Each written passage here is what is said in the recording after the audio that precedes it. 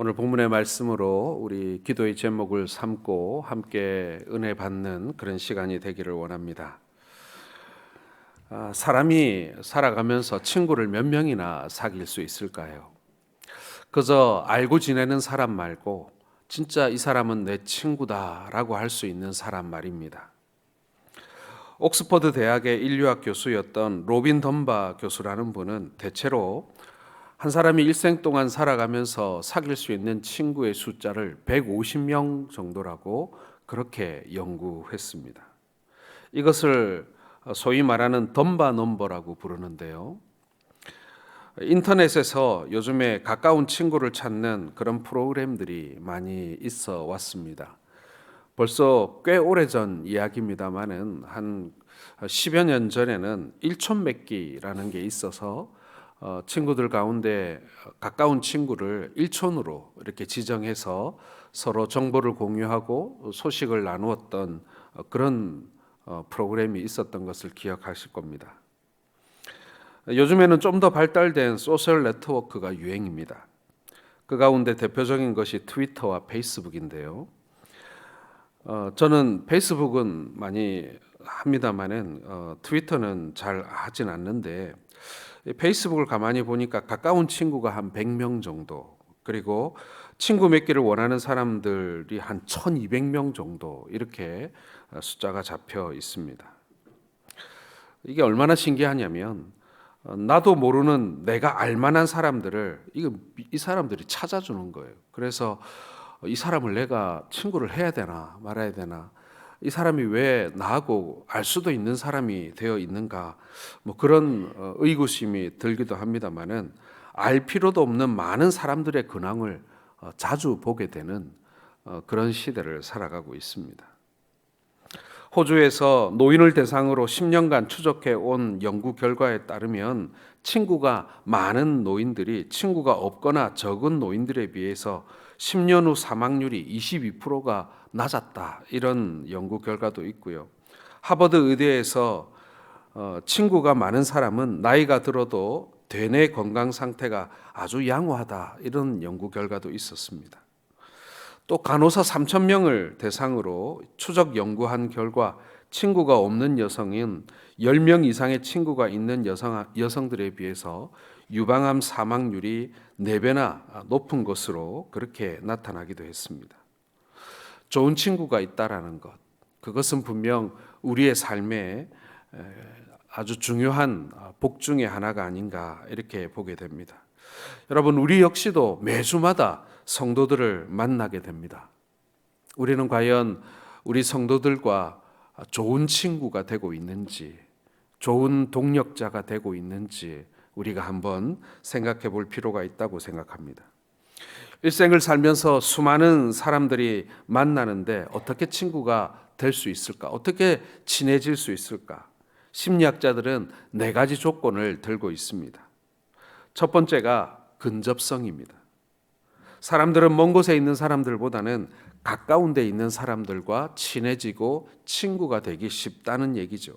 자주 만나면 가까워질 수 있습니다. 두 번째로는 유사성입니다. 사람들은 비슷한 사람들끼리 친구가 잘 되더라는 얘기입니다. 여러 사람을 한 방에 넣어놓고 서로 어떻게 친해지는가를 살펴보았더니 결국에는 비슷한 사람들이 빨리 친구가 되더라, 그런 연구 결과가 있습니다. 성격과 기질과 사회적인 지위와 경제적인 능력과 같은 학교 동문과 같은 지역 출신들이 더 빨리 친해지더라는 것이죠. 그리고 또 세 번째가 보상입니다. 아무리 가까운 데 살고 늘 접촉하는 사람이라고 해도 모두 친구가 되는 것은 아니더라는 것이죠. 상대가 나에 대해서 친절하게 대해준다든지, 칭찬의 말을 던져준다든지, 아니면은 뭔가 나를 도와준다든지, 어떤 다른 모양으로든 간에 서로 관계에 있어서 주고받는 보상이 있을 때 그 사람을 좋아하게 되고 쉽게 친구가 된다는 얘기죠. 마지막 넷째는 이게 아주 어려운 거예요. 외모입니다.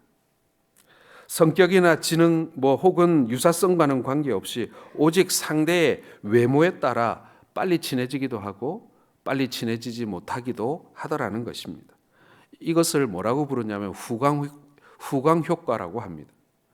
한 가지 좋은 점을 가지고 있으면 모든 것이 다 좋아 보인다라고 하는 후광 효과인 것이죠. 그래서 좋은 외모, 훈훈한 외모가 사실은 경쟁력이 되어서 다른 것보다 유리할 수 있다. 이런 연구 결과가 있습니다.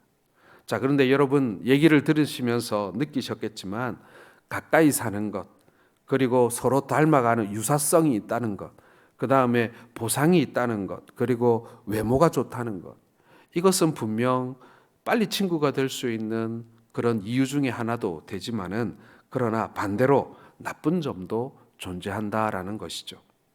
서로 친하게 되면 동정의식이 생겨서 자기들만 어울리게 됩니다.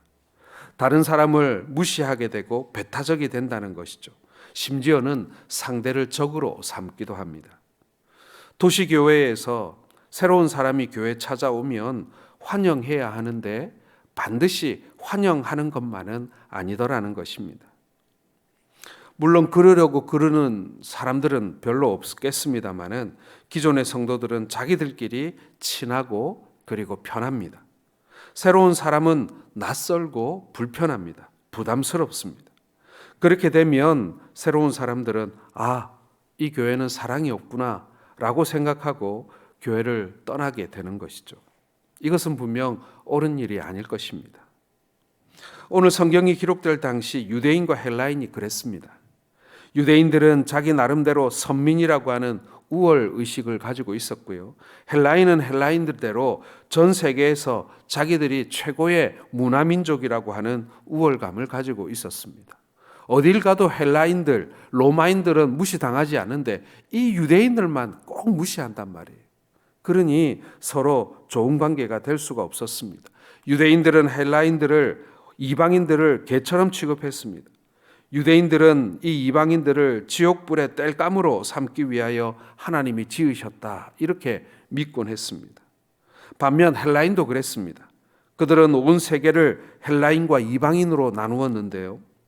그들은 지식이 있는 자요 철학자라고 생각했고 그 외의 이방인들은 무식한 사람, 문맹인, 야만인으로 취급했습니다. 이 두 부류가 함께 하나가 되고 화목한다는 것, 한 교회의 교인으로 서로 얼굴을 마주보고 산다는 것, 이것은 정말 쉬운 일이 아니었다. 아니, 누가 보면 불가능한 일처럼 보였다라는 것입니다. 그것을 상징적으로 보여주는 것이 당시에 예루살렘 성전에 있는 담장이었습니다. 유대인들이 들어갈 수 있는 곳과 이방인이 들어갈 수 있는 곳을 구분하고 그 사이에 담을 세워놓은 거예요. 그리고 그 담벼락에는 이방인으로서 이 담을 넘어오면 죽임을 당한다라고 적혀 있었습니다. 자, 그런데 우리 예수님께서 이 담을 헐어버리셨다는 것입니다. 오늘 14절을 같이 읽어보겠습니다. 그는 우리의 화평이신지라 둘로 하나를 만드사 원수된 것 곧 중간에 막힌 담을 자기 육체로 허시고, 오늘 말씀의 중간에 막힌 담, 이것이 바로 예루살렘 성전에 있었던 유대인과 이방인들을 나누었던 그 담을 말하는 것입니다. 예수님께서는 피의 대가를 지불하시고 그 막힌 담을 헐어버리셨어요. 죄로 말미암아 하나님과의 막힌 담, 인종과 인종 사이에 막힌 담, 사람과 사람 사이에 막혀 있는 담, 지역과 지역을 막고 있는 담, 남열을 막고 있는 담, 부한자와 가난한 자를 막고 있는 담장, 유대인과 노예에 막힌 담장을 헐어버리셨다라는 것입니다. 그리고 이 땅에 화평을 주신 것이죠. 오늘 예수님이 이 막힌 담을 허신 이유를 우리가 함께 살펴보면서 오늘 이 아침에 우리가 세워가야 할 교회를 위한 기도의 제목들을 함께 삼고자 합니다. 첫 번째로 여러분, 우리 주님께서 이 막힌 담을 허신 이유는요, 새로운 공동체를 시작하기 위해서였다라는 것입니다. 19절 같이 읽겠습니다. 그러므로 이제부터 너희는 오직 성도들과 동일한 시민이요 하나님의 권속이라. 자, 예수님이 유대인과 이방인들을 화목하게 해서 시작한 것이 바로 교회입니다. 교회는 그래서 막힌 담이 존재할 수가 없다는 것이죠. 그 막힌 담을 헐어버리고 예수님이 만드신 공동체가 교회인데 그 담을 다시 쌓을 수는 없는 것입니다. 그 공동체의 중심이 바로 동일한 시민이라는 말씀이에요. 동일한 시민이라는 것은 유대인도 이방인도 아니요, 부자도 가난한 자도 아니요, 자유인과 노예도 아니며 남자와 여자도 아닙니다. 바로 동일한 시민입니다. 하나님을 왕으로 모시고 하나님의 통치를 받는 동일한 시민이 된 것입니다. 영적으로 하나님 나라의 시민이 된 것입니다. 하나님의 교회를 통해서 새로운 공동체가 탄생한 것이죠. 예수 그리스도께서 오시기 전까지 이런 공동체는 세상에 존재하지 않았었습니다. 그리스도를 통해서 새로운 게 만들어진 거예요. 그것이 바로 에클레시아, 즉 부름을 받은 공동체라고 불리우던 교회였다라는 것입니다. 이 공동체의 특징은 사람에 의해 통치되는 공동체가 아니라는 사실입니다. 오직 하나님에 의해서 다스려지는 공동체입니다. 하나님의 말씀에 의해 통치되는 공동체라는 것이죠. 그러므로 여러분, 성경은 교회를 진리의 기둥과 터라고 말씀하고 있는 것입니다. 사랑하는 성도 여러분, 교회 공동체는요, 하나님의 나라가 이루어지는 그런 공동체가 되어야 합니다. 교회는 분명히 목적성이 있습니다. 그저 자연 발생적으로 생겨서 그저 어떻게 하다 보니까 한 군데 모여서 한 교회 교인이 된 그런 것이 아닙니다. 하나님께서 목적을 가지고 하나님께 필요한 사람들을 모아 이 공동체를 만드신 것입니다. 천국은 어떤 곳입니까? 죽음도 죄도 슬픔도 눈물도 없는 곳이죠. 이미 우리에게 천국은 이루어졌습니다. 그러나 아직 완성되지는 않았습니다. 그러므로 이 땅의 삶이란 여전히 가난도, 병도, 고통도, 눈물도, 죽음도 존재합니다. 그럼에도 불구하고 우리는 교회를 통해서 하나님 나라를 경험할 수 있는 것입니다. 예수님께서 막힌 담을 허시고 하나 되어 새로운 공동체를 우리 가운데 주셨습니다. 이것은 분명 선물입니다. 예수님의 헐어버린 그 담을 우리가 다시 세워서는 안 되는 것이죠.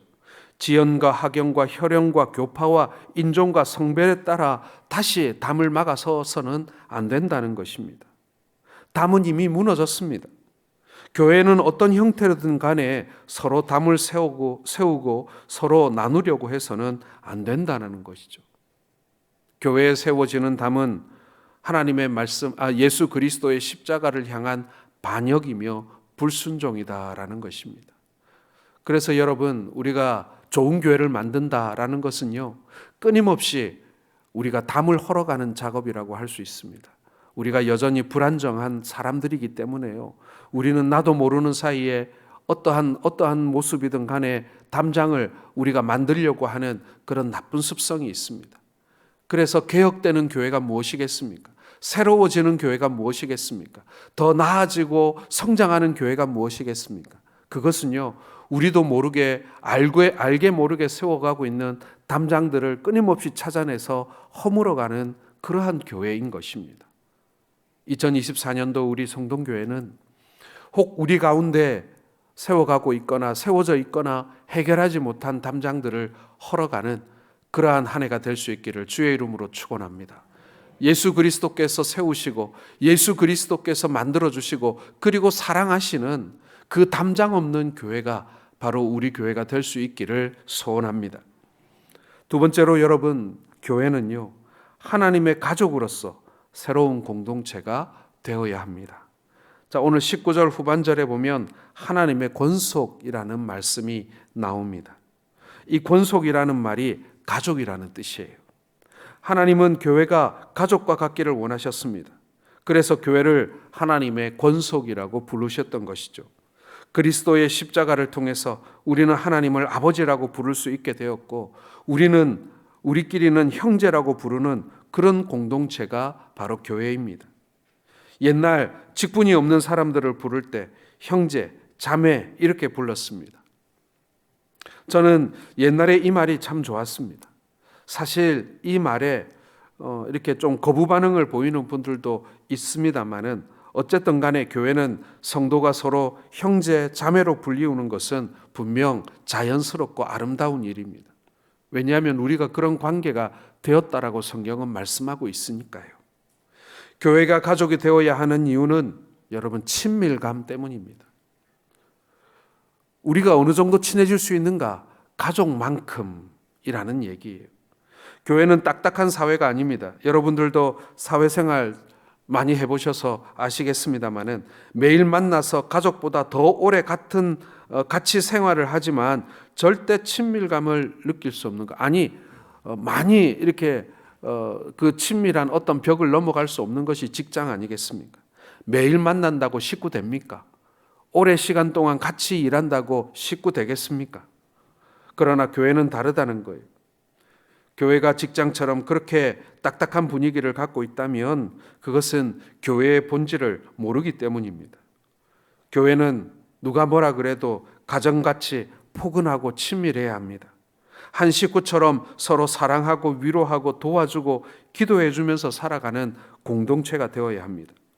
그래서 교회는 사업보다 삶을 위해 존재해야 한다는 거예요. 교회에 와서 너무 여러분 일을 많이 하려고 하지 마시기 바랍니다. 우리가 팀 사역을 하고 있습니다마는 팀 사역할 때 너무 많은 팀에 속하지 마세요. 너무 많이 하려고 하면 나중에는 관계나 혹은 더불어가는 삶보다는 일이 먼저 우선이 될 수 있습니다. 그러면 그거 하나님 기뻐하시는 일 아니라는 거죠. 가족처럼 서로 친밀하게 나누는 삶을 살아야 합니다. 또한 교회가 가족이 되어야 하는 이유는요, 서로에게 무한한 책임이 있기 때문에 그런 것입니다. 사회에서는 문제가 생기면 사표 쓰고 그 회사 안 나가면 그만입니다. 그러나 가정은 그렇지 않아요. 문제가 생겼다고 해서 가족을 버리는 그런 사람 보셨습니까? 물론 그런 사람들도 없지 않아 있긴 있습니다. 하지만 그것은 정상적인 가정이라고 할 수 없겠지요. 정상적인 가정이라면 아무리 가족 간에 문제가 있어도 무한 책임을 가지고 끝까지 서로 받아주고 세워주려는 노력이 필요한 것입니다. 그게 교회 공동체예요. 하나님의 가족으로서 말입니다. 사랑하는 성도 여러분, 사실은 가족이기 때문에 서로 상처를 주고 상처를 받기도 합니다. 그러나 또한 그 가족이기 때문에 그들에게 우리는 위로받고 그리고 새 힘을 얻습니다. 교회도 똑같아요. 교회도 가족이기 때문에 상처 주고받고 그리고 또 그들을 통하여 우리가 새 힘을 공급받는 것입니다. 사랑하는 성도 여러분, 가족 공동체로서의 우리 교회, 이번에 2024년도가 우리의 공동체가 좀 더 가족이 되어가는 그 친밀함과 그리고 책임감 속에 우리 교회가 함께 세워져 가기를 소원합니다. 마지막 세 번째로 교회는 하나님의 성전으로서 새로운 공동체이라는 것입니다. 자, 20절을 같이 읽겠습니다. 너희는 사도들과 선지자들의 터 위에 세우심을 입은 자라. 친히 모퉁이 돌이 되셨느니라. 여러분, 성전은 하나님이 거하시는 처소입니다. 과거에는 성전에만 하나님이 거하신다고 생각을 했습니다. 그러나 새로운 공동체인 교회는 그렇지 않습니다. 우리가 하나님의 성전이고 우리 안에 하나님이 거하시고 그리고 성도의 모임이 거룩한 성전이 되는 것입니다. 고린도전서 3장 16절을 같이 읽어보겠습니다. 너희는 너희가 하나님의 성전인 것과 하나님의 성령이 너희 안에 계시는 것을 알지 못하느냐. 자, 그 성전의 기초는 모리아산이 아닙니다. 예루살렘 성도 아닙니다. 그 기초는 사도들, 선지자들의 터라는 것이죠.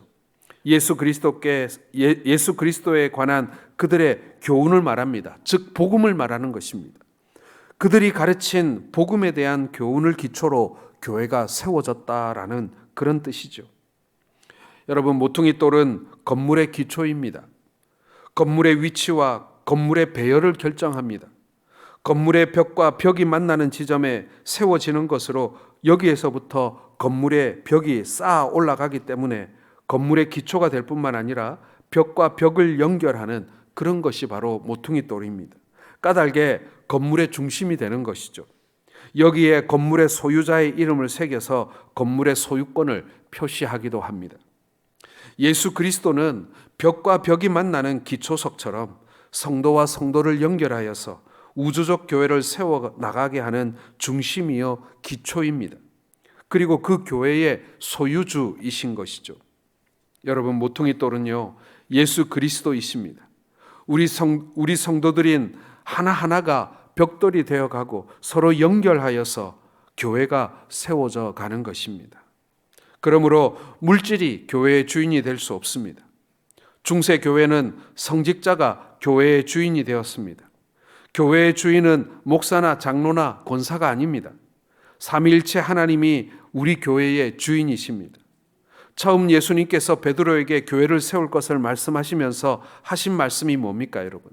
마태복음 16장 18절에 내가 내게 이르노니 너는 베드로라. 내가 이 반석 위에 내 교회를 세우리니 음부의 권세가 이기지 못하리라. 이렇게 말씀했습니다. 여기서 교회는 베드로의 교회가 아닙니다. 예수님의 교회입니다. 교회의 기초는 목사도, 초기 설립자도, 장로님도, 돈이 많아서 교회를 짓는데 혁혁한 공을 세운 자도 아닙니다. 오직 예수 그리스도라는 것입니다. 이 땅의 교회는 완전한 교회가 없지요. 우리가 이루어 가야 할 교회입니다. 이 성전은 머물러 있는 곳이 아닙니다. 일치와 성장이 이루어져야 하는 것입니다. 똑같은 교회도 아닙니다. 끊임없이 변화되어 가고 개혁되어 가는 교회입니다. 교회의 목적은 하나님의 처소가 되기 위해서 함께 지어져 가는 공사 중인 교회다라는 것입니다. 세상에 완성된 교회가 어디 있습니까? 이 땅에 완성되었다고 말할 수 있는 완벽한 교회는 존재하지 않습니다. 우리는 끊임없이 공사 중이고 우리는 계속해서 지어져 가는 중입니다. 주님 만날 그날까지, 주님 오시는 그날까지 우리는 계속 고쳐가고 지어져 가고 또 만들어져 가는 그런 교회다라는 것입니다. 22절에 너희도 성령 안에서 하나님의 거하실 처소가 되기 위하여 그리스도 예수 안에서 함께 지어져 가느니라 라고 말씀합니다. 생명력이 없는 것은 아무 문제가 없습니다. 죽은 사람들이 묻혀있는 공동묘지는 온갖 다른 사람들이 묻혀있지만 조용합니다. 모두 죽었기 때문에요. 그러나 죄인들이 모인 교회는 살아있기 때문에 시끄러운 것입니다.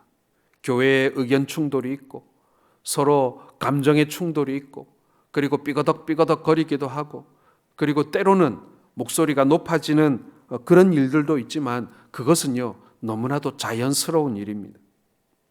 문제가 있을 수도 있습니다.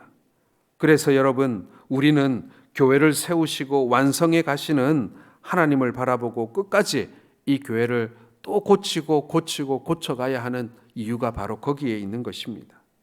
부족한 사람들이지만 세상을 교회처럼 만들어내야 할 사명을 가지고 우리는 이 세상에서 성도로 살아가고 있는 것입니다. 사랑하는 성도 여러분, 우리가 함께 기도하기를 원합니다. 함께 기도할 것은 우리가 세워가야 할, 우리가 지금 속해 있는, 그리고 내가 지어져 가고 있는 이 교회는 어떤 교회인가 하는 것입니다. 우리는 과연 우리의 교회 공동체, 우리의 이 성동교회를 어떤 공동체로 지금 우리는 만들어가고 있습니까? 혹 내가 주인이 되어가고 있지는 않습니까? 내 취향과 내 뜻에 맞는 교회를 만들어가고 있는 것은 아니며 또한 그것에 맞지 않는 사람들을 우리는 배척하고 있는 것은 아닙니까? 서로 다르게 생겼고 나와는 다르며 생각이 다르고 또한 스타일이 다를 수 있고 기질도 다를 수 있습니다. 우리는 그들을 과연 가족으로 받아들이며 그들과 하나 되기 위하여 노력하고 있습니까?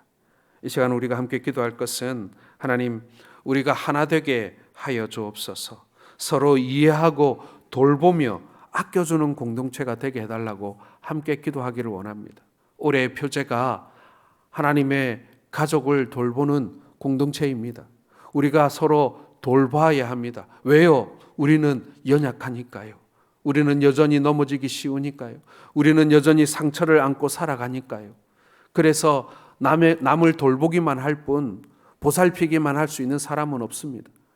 다른 사람을 보살피고 또한 나도 돌봄을 받아야 합니다. 우리는 서로 돌보아 주어야 할 사람들입니다. 목사인들 돌볼 수만 있겠습니까? 목사도 돌봄을 받아야 합니다. 장로님들인들 돌보기만 하고 또 돕기만 할 수 있겠습니까?